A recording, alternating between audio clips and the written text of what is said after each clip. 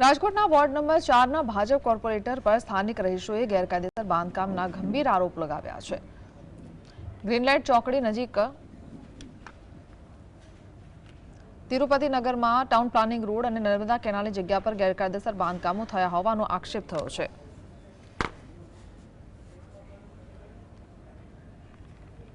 આ ઉપરાંત નર્મદા કેનાલની જગ્યા પર દુકાનો અને મકાનો ગેરકાયદેસર બાંધવામાં આવ્યા છે। સ્થાનિક લોકોના જણાવ્યા મુજબ આ કૌભાંડ પૂર્વ ટાઉન પ્લાનિંગ ઓફિસર સાગઠિયાના કાર્યકાળ દરમિયાન આચરવામાં આવ્યું હતું। આ ગેરકાયદેસર બાંધકામોને લઈને એકવાર ડિમોલિશનની કાર્યવાહી પણ હાથ ધરાઈ હતી।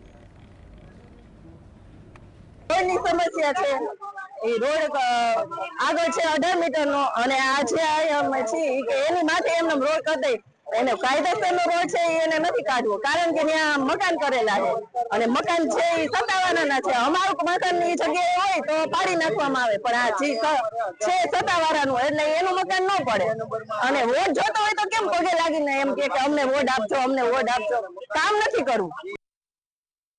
ન્યાયની કાકરી તો હલાવીને જોવો ત્યારે લોકોને ધમકાવતા નથી। રાજકોટના કમિશનરને ધમકાવી રહ્યા છે કે તમારામાં હિંમત હોય તો અહીંયા બુલડોઝર લઈને આવો। આ દુકાન અમે બનાવેલી છે, આ મકાન કેનાલ ઉપર નીચે કેનાલ જઈ રહી છે અને કેનાલ ઉપર મકાન બનાવી દેવામાં આવ્યા છે।